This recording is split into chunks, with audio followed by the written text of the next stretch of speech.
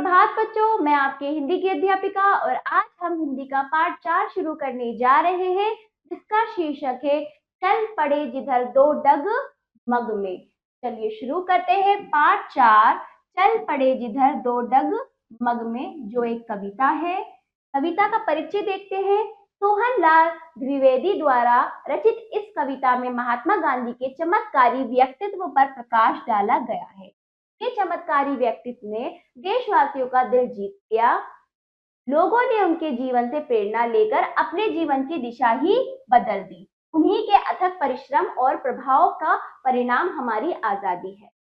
चलिए शुरू करते हैं। अब महात्मा गांधी के व्यक्तित्व के बारे में इस कविता में प्रकाश डाला है सोहनलाल द्विवेदी, जो एक कवि है, महान कवि। चलिए शुरू करते हैं अब कविता को। चल पड़े जिधर दो डग मग में, चल पड़े कोटि पग उसी ओर, पड़ गई जिधर भी एक दृष्टि, गड़ गए कोटि दृग सी ओर। तो यहाँ पर बताया जा रहा है कि गांधी जी के दो कदम जिस रास्ते पर, है ना, जिस राह पर चले, दो डग मग में, यानी कि दो कदम जिस भी जगह, जिस भी स्थान, जिस रास्ते पर, जिस राह पर चले, उसी राह पर कोटि यानी करोड़ों पैर चल दिए। उन्हीं का अनुसरण करते हुए भारत के देशवासी उन्हीं के पीछे और करोड़ों देशवासी उसी ओर के कदम चल दिए। कितने कोटि, कोटि यानी करोड़ों लोगों के कदम। पड़ गई जिधर भी एक दृष्टि, गड़ गए कोटि दृग उसी ओर। जिधर भी उनकी दृष्टि पड़ती थी, जिधर भी वो देखते थे, उसी ओर करोड़ों देशवासियों की नजरें वहीं पर क्या हो जाती थी, वहीं गड़ जाती थी। वहीं क्या होती थी, वहीं उसी तरफ उनका अनुसरण करते हुए जिधर गांधी जी की नजर पड़ती थी, करोड़ों भारतवासियों की नजरें उसी ओर चल देती थी, उसी ओर पड़ती थी और गड़ जाती थी। ठीक है। जिसके शिर निज धरा हाथ, जिसके शिर निज धरा हाथ, उसके शिर रक्षक कोटि हाथ, जिस पर निज मस्तक झुका दिया, झुक गए उसी पर कोटि मात। तो यहाँ पर बताया जा रहा है कि गांधी जी ने जिसके सर पर, शिर यानी सर, निज यानी अपना, धरा हाथ यानी अपना हाथ जिसके ऊपर धर दिया, जिसके ऊपर गांधी जी ने अपना हाथ रख दिया, उसके शिर रक्षक कोटि हाथ, उसके सिर, उसकी रक्षा के लिए करोड़ों लोगों के हाथ रख दिए गए। मतलब गांधी जी को देखते हुए करोड़ों लोगों ने उसकी रक्षा के लिए, जिस पर गांधी जी ने अपना हाथ रखा, उस पर करोड़ों लोगों के हाथ रखने को देखे गए, है ना। क्योंकि गांधी जी जो करते थे उन्हीं का अनुसरण करते थे भारत के, यहाँ जो हमारे भारत के वासी थे। तो इस तरह से उनका जैसे जैसे वो कहते थे वैसे वैसे वो करते थे। तो ऐसा इनका व्यक्तित्व, केवल एक व्यक्ति ने इतने लोगों को अपनी ओर खींचा और अपने दिए गए मार्ग पर उनको चलाया। कैसे थे ये? अहिंसावादी थे, है ना, अहिंसावादी थी, धर्म को मानने वाले, धर्म को कैसे सबको एकता में पिरोने वाले, ऐसा धर्म। इनके धर्म कौन सा? इंसानियत का धर्म। इनके लिए सबसे बड़ा धर्म कौन सा था? इंसानियत का धर्म। सभी धर्मों को एक मोती में पिरोकर ये अहिंसावादी यानी बिना झगड़े, बिना किसी तरह का बिना किसी लड़ाई झगड़े के ये अपने देश को आजाद कराना चाहते, है ना। ये अहिंसावादी व्यक्तित्व इनका था। चलिए आगे। जिस पर निज मस्तक झुका दिया, झुक गए उसी पर कोटि मात। जिस पर इनका मस्तक यानी जिस पर इनका मस्तक माथा, गांधी जी जिसके आगे झुकते थे, उसी पर करोड़ों भारतवासी झुक जाते थे। उसी ओर करोड़ों भारतवासी झुक जाते थे, क्योंकि वो गांधी जी का अनुसरण करते थे, उन्हीं के बताए गए रास्ते पर चलते थे। कौन? भारतवासी। आगे। तुम बोल उठे युग बोल उठा, तुम मौन बने युग मौन बना, कुछ कर्म तुम्हारे संचित कर, युग कर्म में युग धर्म बना। तो यहाँ पर बोला जा रहा है, यहाँ पर कवि कह रहे हैं कि गांधी जी जब तुम बोल उठे थे तो पूरा युग जाग गया, वो भी बोल उठा, आवाज उठाने लगा, अपने लिए लड़ने लगा। जिस बात पे आप बोल उठे, उस बात पे करोड़ों देशवासियों की बोल जो थे वो भी गरजने लगे। तुम मौन बने युग बोलना, और जब तुम खामोश हो गए तो पूरे भारतवासी भी खामोश हो गए, करोड़ों भारतवासी भी खामोश हो गए। यानी कि एक एक व्यक्ति जो इतने लोगों को क्या कर रहा है, नियंत्रित कर रहा है, उनको मार्ग दिखा रहा है, बहुत बड़ी बात है। ऐसा इनका चमत्कारी व्यक्तित्व गांधी जी, जिनके एक कहने पर करोड़ों भारतवासी वही काम करने लगते थे। तो तुम बोल उठे, युग बोल उठा, तुम मौन बने, युग मौन बना। ठीक है, युग में सभी लोग आ जाते हैं। गांधी जी की बात इतनी ज्यादा महत्व रखती थी कि उनके बोलने से बोलते थे, उनके मौन रहने से यानी खामोश रहने से खामोश हो जाते। कुछ कर्म तुम्हारे संचित कर, जो तुमने कर्म किए हैं अपने जीवन में, उस कर्म को भारतवासी इकट्ठा करके अपने जीवन को क्या कर रहे, मार्गदर्शित कर रहे हैं। युग कर्म में युग धर्म बना और अपने कर्म को धर्म बना रहे हैं। तुम्हारे बताए गए नियमों पर चलकर, तुम्हारे बताए गए रास्तों पर, यहाँ पर गांधी जी को कहा जा रहा है कि तुम्हारे जो कर्म है उनको संचित इकट्ठा करके भारतवासी अपने लिए लक्ष्य को निर्धारित कर रहे हैं। ठीक है, आगे, धर्माडंबर के खंडहर पर, धर्माडंबर के खंडहर पर कर पद प्रहार कर धराध्वस्त, मानवता का पावन मंदिर निर्माण कर रहे सृजन व्यस्त। तो यहाँ पर बताया जा रहा है धर्म के आड़े जो दिखावा किया जा रहा है उसको, वो जो खंडर है, धर्म के आड़े जो खामखा कर दिखाया जा रहा है, तो खोखला है ना, क्या है खोखला, यानी वो खंडर है। तो उस खंडर को तुमने क्या करा, पद प्रहार, उसको क्या कर दिया, उसको उस खंडर को नष्ट करके धराध्वस्त कर दिया, मतलब मिट्टी में मिला दिया। तो इस तरह से धर्म के आड़े जो दिखावा होता है वो क्या होता है, खोखला होता है, खंडर होता है। ऐसे खंडर को तुमने क्या करा, धराध्वस्त किया और मिट्टी में मिला दिया। मानवता का पावन मंदिर निर्माण कर रहे सृजन व्यस्त, और मानवता यानी इंसानियत का मंदिर बनाए, इंसानियत का मंदिर बनाकर एक ऐसे मंदिर का निर्माण किया जाए जो इंसानियत के ऊपर हो, और इसी काम में आप अपने जीवन में व्यस्त रहे, बाकी सारे भारतवासी आपका अनुसरण करते रहे। तो इस तरह से धर्म के आड़े जो लोग दिखावा कर रहे थे वो गांधी जी उनको क्या करते थे, अपने रास्ते से हटा देते थे। उनके लिए सबसे बड़ा धर्म क्या होता था, इंसानियत का, यानी मानवता का, जो सबसे बड़ा धर्म था मानवता का था, और वही मानवता का मंदिर वो बनाना चाहते थे जिसमें सभी लोग एकता में दिखे, है ना, सभी को वहां पर जाने और साथ में रहने का हक हो। तो इस तरह से धर्म के बोलबाले पर और एक दूसरे का बुरा चाहना, एक दूसरे में भेदभाव करना, ऐसे लोगों को गांधी जी ने अपने रास्ते से हटा दिया। आगे बढ़ते ही जाते दिग्विजयी, बढ़ते ही जाते दिग्विजय, गढ़ते तुम अपना राम राज, आत्मा हुति के मणि मणिक से, मरते जननी का स्वर्ण ताज। तो बढ़ते ही जाते दिग्विजय यानी चारों ओर से जीत व विजय पाकर आगे बढ़ते रहे, कौन, गांधी जी और उनके पीछे पीछे करोड़ों भारतवासी।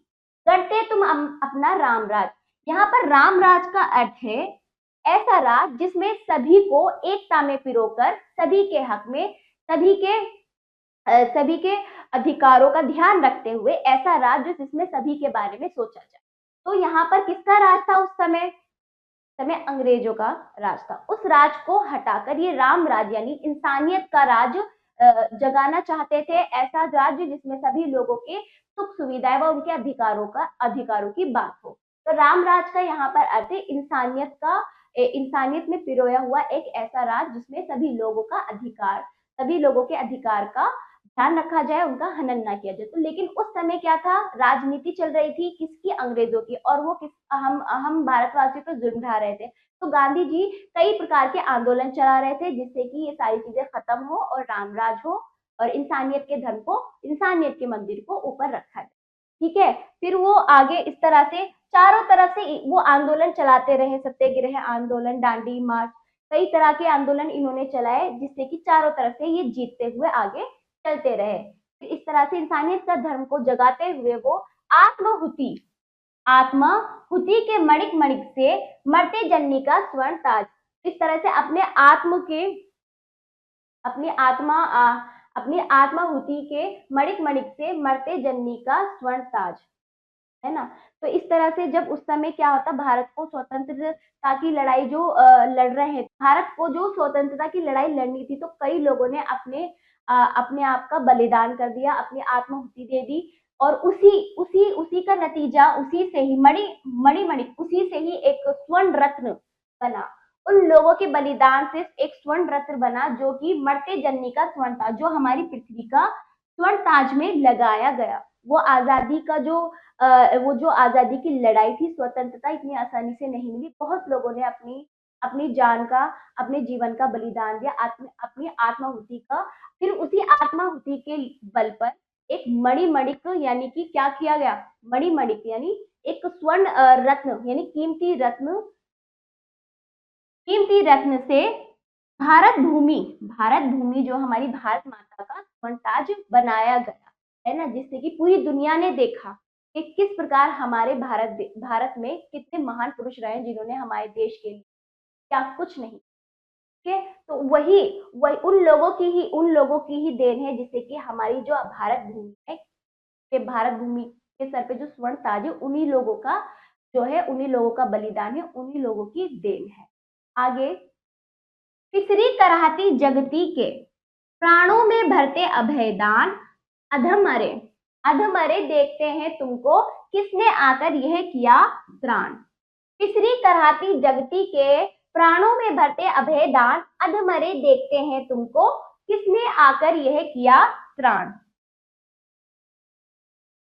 तो इस तरह से यहाँ पर बताया जा रहा है, जो लोग उस समय अंग्रेजों के जुल्म इतने ज्यादा हो रहे थे, वो हम पर अत्याचार कर रहे थे, शोषण कर रहे थे, जिसकी वजह से वहां उस समय जो भारतवासी थे, वहां की उस समय के लोग जो भारत नागरिक थे, वो क्या रहे थे, उस जुल्म में पिस रहे थे, तड़प रहे थे, करा रहे थे उस समय के लोग, है ना। प्राणों में भरते अभयदान, तभी गांधी जी, पढ़े लिखे वकील, है ना, वो आए। सबके अंदर एक अभय यानी एक बिना डरे, सब लोग डर रहे थे अंग्रेजों से, उनके जुल्म से, तो उनके अंदर एक अभय दान यानी एक ऐसा दान जिससे वो डरे ना डर के सामना करे, अंग्रेजों का सामना करे, उनके साथ होते होते अत्याचारों को दूर करने के लिए आवाज उठाए। ऐसा उनके अंदर अभय दान डाला, गांधी जी ने प्रेरणा डाली कि भारतवासियों में एक नया जोश जागा। अधमरे देखते हैं तुमको, किसने आकर यह किया त्राण। जो अधमरे थे, जो कमजोर थे, जिन पर हद से ज्यादा अत्याचार हो चुका था, वो अधमरे, उनको अधमरे कहा गया है। वो देखते रह गए कि अचानक से हमारे जीवन में ये रक्षक कौन आया, है ना, आकर किया त्राण, हमारी रक्षा। त्राण यानी रक्षा करने वाला, किसने किया ये त्राण, मतलब हमें किसने रक्षा की, ये कौन आया। तो सब अधमरे उन्हें देखते रह गए। हे युग दृष्टा, हे युग सृष्टा, पढ़ते कैसा यह मोक्ष मंत्र, इस राजतंत्र के खंडहर में उगता अभिनव भारत स्वतंत्र। हे युग दृष्टा, हे युग को देखने वाला। हे गांधी जी से यहाँ पर कहा जा रहा है, गांधी जी को संबोधित करते हुए कह रहे हैं कि यहाँ पर कवि कह रहे हैं, हे युग को देखने वाला, युग को समझने वाला, युग की रक्षा करने वाला, हे युग दृष्टा, हे युग सृष्टा यानी युग को बनाने वाला, एक नया युग, ऐसा युग जिसके अंदर एक नया जोश हो, जो कि दुश्मनों का सामना कर सके। ऐसा युग जो अधमरा था, जिसमें जीवन डाल दिया, और अपने अपने भारत के लिए लड़ने के लिए एक नया जोश उन सब में आ गया। किसने डाला, गांधी जी ने। तो यहाँ पर अंग्रेजों के द्वारा जो राजनीति चल रही थी, उस खोखली राजनीति को खंडहर, वो खंडर था ना, खोखला था, उसको धराध्वस्त करके उगता, तभी क्या है, एक नया भारत जो है, गांधी जी द्वारा एक नए भारत, एक नए युग का निर्माण करता हुआ दिखाई दिया। जब उनके प्रयासों व उनके कई प्रकार के आंदोलन जब उन्होंने चलाए, तो जो अंग्रेजी राजनीति थी और उनका जो राजतंत्र था, सब समाप्त होता चला गया, धराध्वस्त हो गया, और फिर एक अभिनव भारत स्वतंत्र, एक नया भारत जो स्वतंत्रता के रूप में उभरा।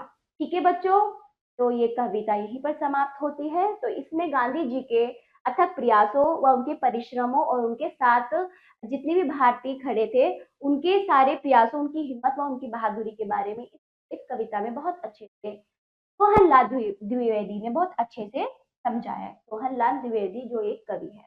चलिए, कविता का भाव देखिए, सकारात्मक सोच का इसमें हमने अच्छे से इस बिंदु पर प्रकाश डाला है। नेतृत्व की क्षमता, है ना, और अथक परिश्रम, जिसका देखो बच्चों, जहां पर एक व्यक्ति जो जो नेतृत्व अच्छे से करे, उस पूरी टीम, उस पूरे समूह को या पूरे उस शहर को या पूरे देश को संभालने वाला हो, तो वो कभी भी नहीं पिछड़ सकता, वो हमेशा आगे बढ़ेगा। तो ये नेतृत्व कार्य गांधी जी ने बहुत अच्छे से निभाया। चलिए, शब्दकोश देखिए। कोटि करोड़ों, निज अपना, दीर्घ नेत्र, मौन शांत, संचित जमा इकट्ठा, धराध्वस्त समूल नष्ट करना, मिट्टी में मिला देना, सृजन निर्माण, दिग्विजयी, चारों दिशाओं को जीतने वाला, मणिमणिक बहुमूल्य रत्न, स्वर्णताज सोने का मुकुट, अभय निर्भय, सृष्टा निर्माण करने वाला, अभिनव नया। तो आप इनको समझते हुए कंठस्थ करेंगे। आपने क्या सीखा? मौखिक आप स्वयं करेंगे, पढ़कर बोलकर इनका उत्तर देंगे, उच्चारण करेंगे। आ जाइए, बहुविकल्पीय प्रश्न, सही विकल्प पर सही का चिन्ह लगाइए। का देखिए, करोड़ों लोग किसका अनुसरण करते थे? गांधी जी का। ख देखिए, गांधी जी ने किस बात पर प्रहार किया? बात पर किया, धर्माडंबर पर। गा देखिए, कवि ने युग सृष्टा किसे कहा गया है? गांधी जी को। अगला, घ देखिए, इस कविता की रचयिता कौन है? कौन है? सोहनलाल द्विवेदी। ठीक, लघु उत्तरीय प्रश्न स्वयं करेंगे, जैसे कि मैंने कविता का भावार्थ आपको अच्छे से समझा, उसके अनुसार इनका उत्तर अपने अभ्यास किताब में देंगे। अगला तीसरा देखिए, तीसरा अभ्यास, कविता की पंक्तियां पूरी कीजिए। तो बच्चों, कविता की पंक्तियां पूरी कीजिए। कविता के अनुसार हमें पंक्तियां पूरी करनी है। मैं आपको बताती हूँ। चल पड़े जिधर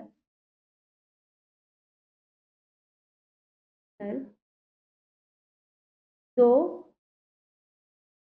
जग मग में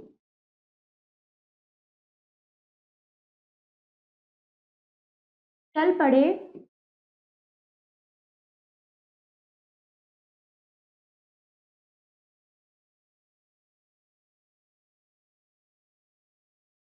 कोटि पग,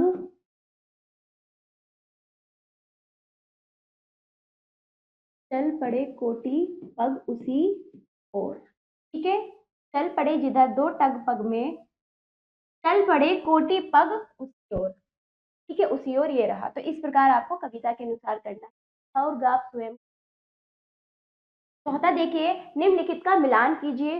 परिश्रम, मेहनत, मात, मस्तक, निज, अपना, मौन, चुपचाप, सृजन, निर्माण। ठीक, बाकी कार्य आप स्वयं करेंगे।